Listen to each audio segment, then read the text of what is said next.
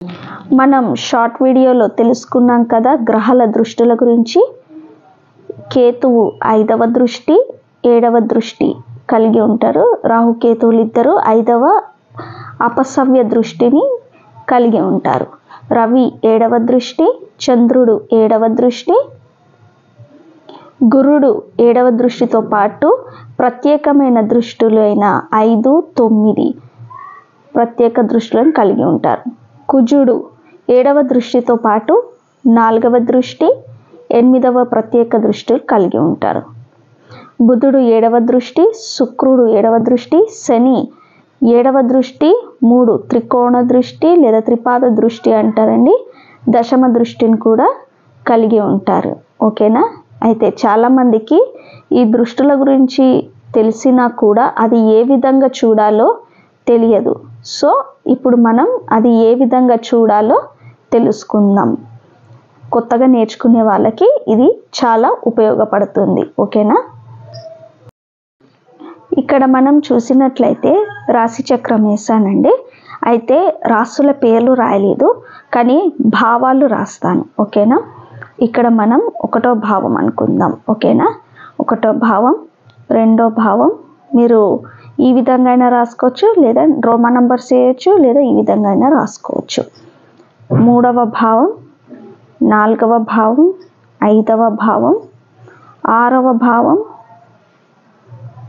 7వ భావం, 8వ భావం, 9వ భావం, 10వ భావం, 11, 12 భావాలు.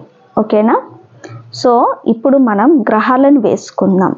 గ్రహాలు వచ్చేసి ఇది లగ్న భావం కదా, ఇది లగ్నం అనుకుందాం. ఓకేనా? ఇక్కడ లగ్నాధిపతి ఇక్కడ ఉన్నాడు అనుకుందాం 5వ భావంలో. ఓకే, అది కూడా రెట్రోగేట్ అంటే రివర్స్ అయ్యాడని అనుకుందాం. ఓకేనా? రెట్రోగేట్ పొందాడని అనుకుందాం. నెక్స్ట్ వచ్చేసి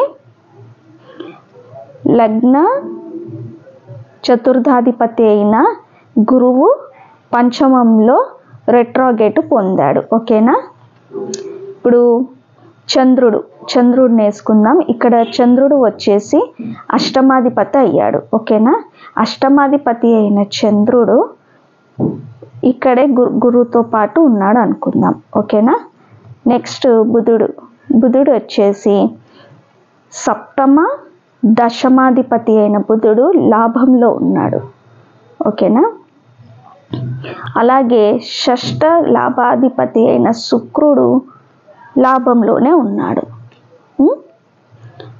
ఇప్పుడు అంటే ఇవన్నీ మనం మన జన్మజాతకం ప్రకారము వేస్తున్నానండి మామూలుగా. సో అది తర్వాత ఇది అనేది దృష్టులు ఎలా కలిగి ఉంటాయో చూద్దాం. ఓకేనా? సో ఇప్పుడు ఇలా పలుకుతూ ఉంటే మీకు అలవాటుగా ఉంటుందని నేను చెప్తున్నాను. ఓకేనా?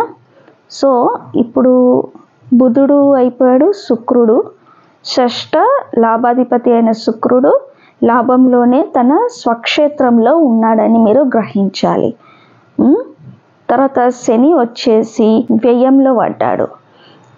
తెలుసు కదండి దేని ఎలా పలకాలో.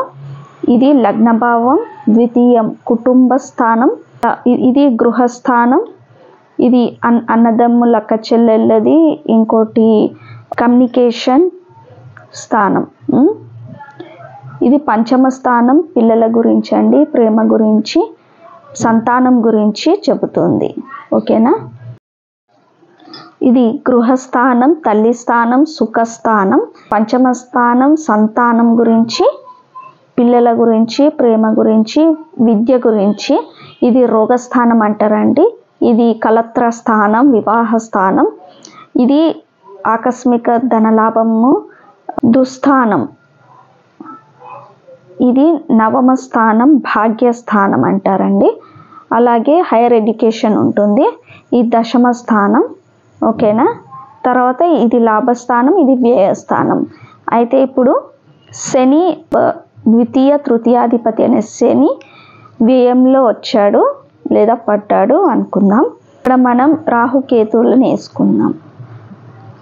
సుఖస్థానంలో రాహువు ఉన్నాడు, దశమంలో కేతువు. ఓకే, పంచమ వ్యాధిపతి అయిన కుజుడు దశమంలో పడ్డాడు.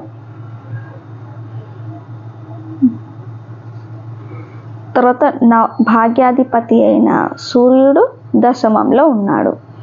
ఓకే, ఈ విధంగా గ్రహాలు ఉన్నాయి అనుకుందాం. ఓకేనా, ఇప్పుడు ఏం చేయాలంటే, ఇప్పుడు లగ్నం ఉంది. ఓకే, లగ్నాన్ని ఎవరు చూస్తున్నారు అనేది మనం చూడాలి. లగ్నాన్ని గురుడు తన నవమ దృష్టి, ప్రత్యేక దృష్టి అయిన నవమ దృష్టితో చూస్తున్నాడని మనం గ్రహించాలి.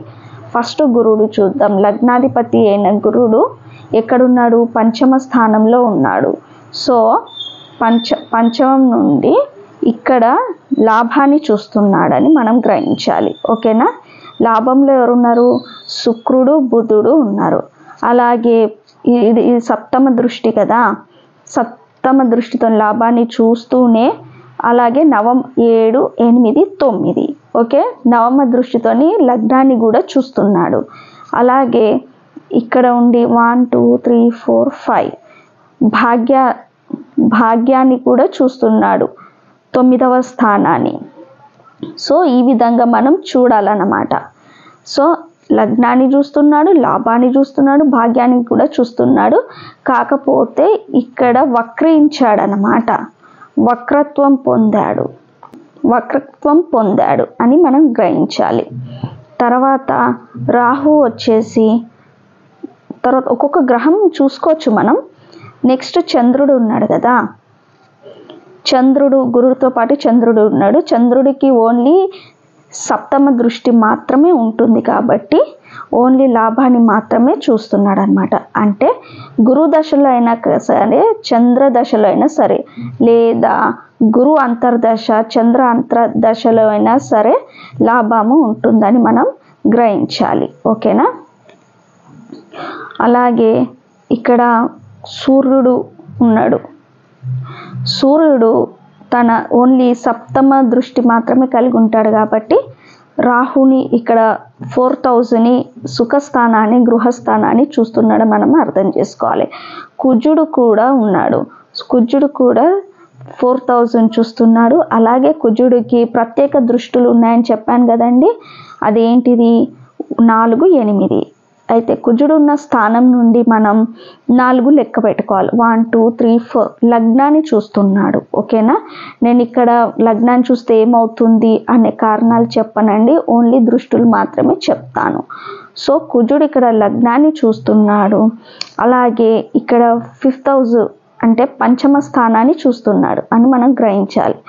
సో ఇక్కడ సుఖస్థానాన్ని, పంచమ స్థానాన్ని చూస్తున్నాడు. అంటే 7, 8, 4 ఈ విధంగా మనం 1, 2, 3, 4 7, 8 ఈ విధంగా మనం చూసుకోవాలి. నెక్స్ట్ కేతువు, రాహుకేతువులు వచ్చేసి, రాహుకి 7వ దృష్టి ఇంకా 5 అపసవ్య దృష్టి అనుకున్నాం కదా. 7వ దృష్టి వచ్చేసి ఇక్కడ దశమ స్థానాన్ని చూస్తున్నాడు. అలాగే కేతువు కూడా 4000ని చూస్తున్నాడు మనం గ్రహించాలి. మామూలుగా మిగతా గ్రహాలు ఈ విధంగా వెళ్తే అపసవ్య దృష్టి అంటే రాహుకేతువులు ఈ విధంగా వెళ్తూ ఉంటారు. సో 5వ అపసవ్య దృష్టి అంటే ఇప్పుడు రాహు ఇక్కడ ఉన్నాడు కదా, 1, 2, 3, 4, 5 అంటే శనిని చూస్తున్నాడు. అలాగే వ్యయస్థానాన్ని చూస్తున్నాడని మనం గమనించాలి. అలాగే కేతువు వచ్చేసి ఇక్కడ 4వ స్థానాన్ని చూస్తూనే 1, 2, 3, 4, 5 రోగస్థానాన్ని చూస్తున్నాడు.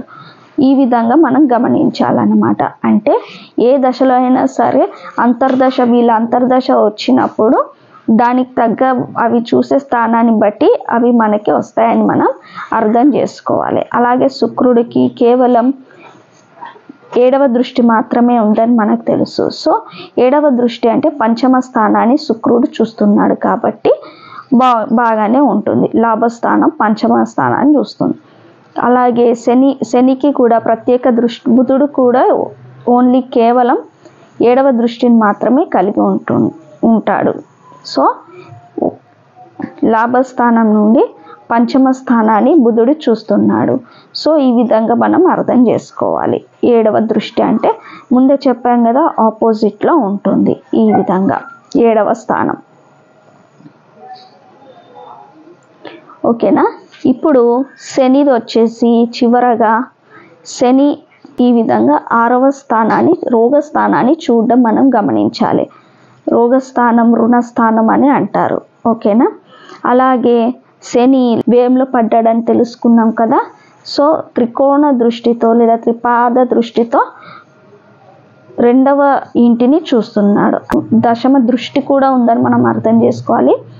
సో 7వ దృష్టి ఇక్కడైతే 8, 9, 10 అంటే 9వ స్థానాన్ని కూడా, భాగ్యస్థానాన్ని శని చూస్తున్నాడని మనం అర్థం చేసుకోవాలి. ఓకేనా. ఈ విధంగా దృష్టులు మనం గమనించాలి. ఇది రోజు మీరు ప్రాక్టీస్ చేస్తే మీకు అర్థమవుతుంది. ఓకేనా. ఈ రాశి చక్రంలో నేను వివరించింది చాలా మంచిగా అర్థమైందని నేను అనుకుంటున్నాను. మీకేమైనా అర్థం కాకపోతే కమెంట్స్లో పెట్టండి. ఓకేనా. ధన్యవాదాలు.